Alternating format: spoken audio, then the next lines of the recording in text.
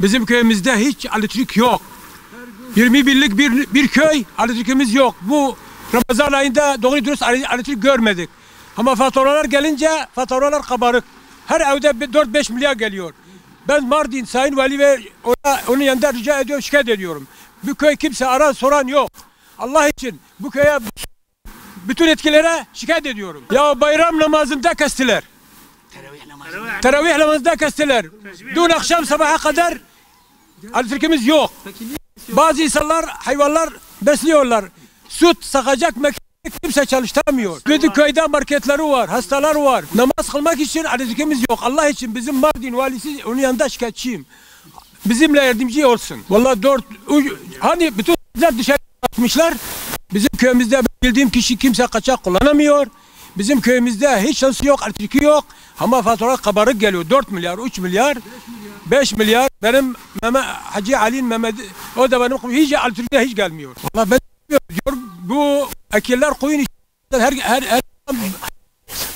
başka yere veriyorlar akiller için. Ama köyümüz 21 ya 20 bin. Hiç elektrik yok. Her gün kesiyorlar. Doğru dürüst elektrikimiz yok. Her gün kesiliyor. Her gün kesiliyor. Bayramda kesiliyor. Her gün yani bu bir saatte kalmıyor bu ceyran. Herhalde bu ceyranı satıyorlar başka yere. Yani bizim kimse bize bakmıyor ki. Köy sahipsiz. Vallahi ama nasıl bunu takmışlar aynı bu ceyranı aynı. Kaçaklar kullanmıyor. Bize çok fatura geliyor. 5 milyar, yani 6 milyar. Ama ceyran yok. Çalışıyor zaten ne yaparız? Et varsa atıyorlar. Ceyran yoksa zaten ne yapar? Atacağız. Sorunlar çok ama şu anda en önemli sorunumuz elektrik. Hani yoludur, ondan sonra altyapısıdır, parkesidir, onu saymayalım. Şu anda bütün Ortaköy'ün, sadece Ortaköy'ün zaten tek sorunu elektrik sorunu. Yani bu TEDAŞ'ın bize kasıtlı yaptığı bir propaganda diye görüyorum ben. Çünkü bizim mahallenin %97 oy oranı AK Parti. AK Parti olduğundan ötürü bence büyük ihtimalle bunu kasti olarak bize yapıyorlar. Elektriğimizi sabah namazında, teravihte, iftarda yani 7-24 her zaman günde 12 saat olmak, 12 saatten az olmamak şartıyla kesiliyor. Bu kasıtlı bir şeydir. Yani hani arıza olur, bir defa olur, 2 olur, 3 olur. Biz bunu aylardır değil yıllardır yaşıyoruz. Dediler ki elektrik sayaçlarını dışarı çıkartalım. O zaman bu sorunu yaşamazsınız. Biz sayaçları direktmen yukarıda çıkardık. Biraz sonra da onları da çekebilirsiniz. Yani ilk bunu örnek olarak Ortaköy istemeyerek de olsa yaptık. Ve direkt sayaçları dışarı çıkardık. Gelen en ufak, en düşük faturamız, ben kendi adıma konuşayım, 4500, 5000, 6000. Bugün bir emeklinin hemen hemen aylık maaşına denk geliyor aşağı bakarsan. Yani emekli alıyor 12, benim verdiğim 6. Sadece genelleme olarak ben kendim az, yani bir kişilik aileyim. Böyle çekirdek aile olmama rağmen. Kalabalık aileler bunun daha fazlasını da ödüyor. Yani bu sorunu, özellikle elektrik sorunu. Zaten sorunlarımız çok, onlar çözülmeyecek, onu belki biliyoruz da. Ama elektrik sorununa bir çare bulmaları, bir şekilde bir çözüm bulmalarını yetkililerden talep ve istek ediyoruz, istiyoruz. Teknik arıza olarak, her teknik arıza, genel arıza, bilmem ne arıza. Yani yalan dolan bunları artık insanımız bunları biliyor. Yalan ne kadar, neyin ne olduğunu biliyoruz. Kasıtlı olduğunu da biliyoruz ama yapacak bir şey yok. Yetkililere söylüyoruz. Biz kendim bizzat kaç defa şikayette bulundum. Kendim bizzat TEDAŞ müdürlüğüne de gittim. Yok, telefonla aramalarımız da oluyor. Yani sadece ben değil, bütün. Yani niye sadece Ortaköy? Yanın başımızda Göllü Köyü var, Bükkere var, Dekuk var, Harapları var. Ben bunları Kürtçe söylüyorum adlarını. Hani insanımız da bunları bilsin diye. Hiçbir elektrik kesilmiyor. Benim elektrik kesildiği zaman çıkıyorum böyle dışarı bakıyorum. Herkes var. Neden Ortaköy? Kasıt varsa, düşmanlık varsa herkes bilsin, ona göre cephesini alsın. Sökelim sayaçları, yapalım güneş panelimizi, kendimiz kullanalım elektriğimizi. Yok, eğer biz de herkes gibi insanız ve insan haklarından yararlanmak istiyorsak biz de bir şekilde bir şey yapmamız lazım. Devletimizi seviyoruz, milletimizin yanındayız. Bu şekilde bizi TEDAŞ'a değil bütün dünyaya düşman ediyorlar. Saygı bırakmıyorlar. Aşağı yukarı tam saymadım ama 20 binden daha fazla. 20 bin nüfus, yani ilçe olacak durumdayız şu anda. Biz mahalle değiliz. İlçeyiz. 90'dan beri belediyeyiz. Ve bu sorunu biz 86'dan beri, 81'de elektrik geldi değil mi amca? Ben görmedim elektriği. O günden bugüne yaşıyoruz. Ya bayram namazında kestiler, onu biliyoruz. Yani kesmedikleri dakika yok. Yapmadıkları bir şey yok. Yani biz bunu çözemedik. Dertleri nedir? Sadece yetkililerden ricamızdır bu. Eğer kaymakamdır, validir, belediye başkanıdır, her neyse.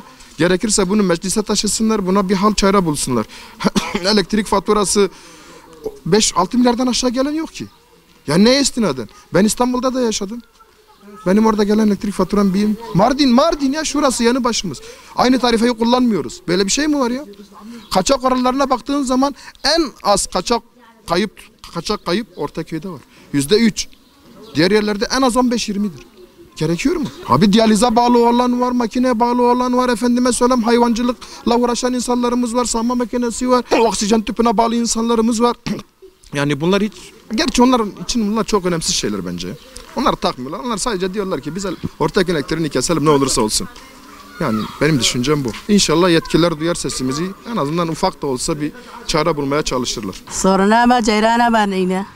Ama والله شاف دروت نوع حاسبين ما تبروج يقولوا ما جيران ناديتي وفاتوراج زيدتي تعدل ما دكن 5 مليار ما دستين و4 مليار وجيران جيتنا قندي ما مزني وفراي وما في السحب سز بوزدلا ما خراب بالتلفزيون ما خرابت شماشور خراب دب لساقيا ما هيجش استم بروشيتنا ام بخاري من كارن تخن زاروكي خواقش نساغن Artuklu ilçesi Ortaköy mahallesinde ikamet ediyorum.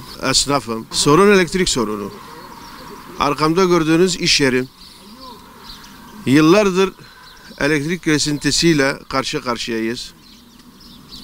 Geldiler arkadaş direkleri, panoları yukarı çıkardılar. Kaçak var diye. Kabul ettik. Çıkardılar. Çıkardıklara rağmen günde 10 saat elektrik kesinti yaşıyoruz. Biz burada ekmek teknemiz şu arkamdaki iş yapamıyoruz. Ya 1 saat ya 2 saat ancak bize elektrik geliyor. Aynı durumda bütün mahalle aynı durumda.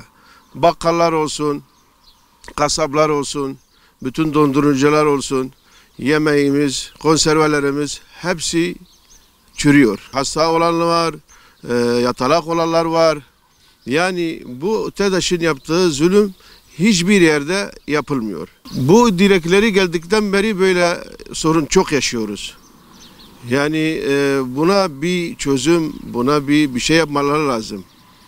Bunlar bu şekilde yani elektrik kesintileri, dedikodu, fesatlık, her şey yaşanıyor. Hiç kimse bizi umursamıyor. Kestikleri anda da telefon açıyoruz, yapacağız bilmem ne, umursamıyor, yapmıyorlar. İşte gördüğünüz gibi arka tarafta bütün kablolar yerde. Dün bir evi, bir aracı 4-5 çocuğun üstüne düştü. Allah korudu onları. Hala da yapılmıyor. Ramazan ayı boyunca bizleri perişan ettiler. Ne kadar çaba göstersek bile hiç kimse talep veyahut bir şey yapmıyorlar bize. Ya bayram namazında, teravihte, sahurda yok. O hani öyle bir iş yapıyorlar ki çocuk oyuncağı gibi bir şey. Aç kapa. Beyaz eşyalar gitti. Her bir beyaz eşya televizyondan tut 20 bin liradan aşağı bir şey yok. Bunlar hepsi yandı. Peki ya 3 saat ya 4 saat ancak çalışabiliyoruz. Yani herkes çalışamıyor. Yani buna bir çözüm, buna bir şeyler yapılması lazım. Çok mağduruz. Yani savaşta bir devlet bu kadar elektriksiz kalmıyor. Ne jeneratör çalıştırabiliriz, ne bir şey yapabilebiliyoruz. Faturalar, onu hesaplamıyoruz. Yani Mardin merkezde adama 300 lira geliyor, bize 6.000 geliyor. Yani sadece evin, bırak iş yeri, sadece ev. Ne fabrikadır, ne organizedir. Normal bir evin bir 6 milyon, 6.000, 8.000, 9.000 fatura gelir mi?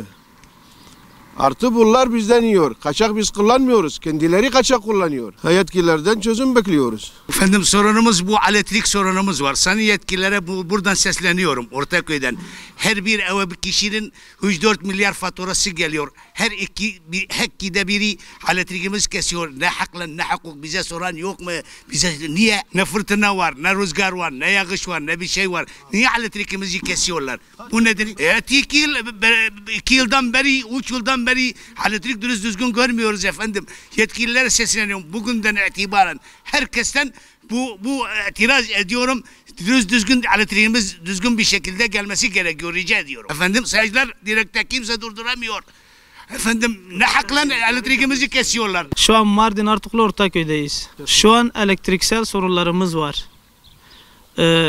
Her gün sabah 5'ten akşam 6'ya kadar elektrikler kesilmiş durumda. Bazen geceleri de kesiliyor.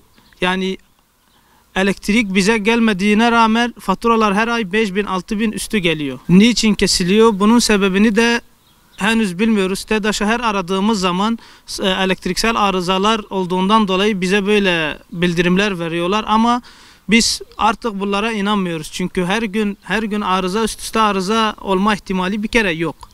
Bir de 15-20 bin küsürlük nüfusa sahip bir köy. Hani köyü de geçtik, ilçe sayılır artık. Bir de dün bayram hutbesinde sabah 6'da uyanmış, bayram hutbesini yaparken namazda bile elektriği kestiler.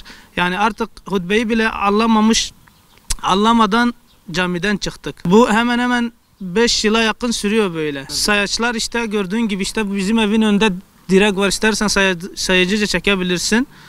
Ama gel gör ki aynı şey. Kaçak kesinlikle olmuyor.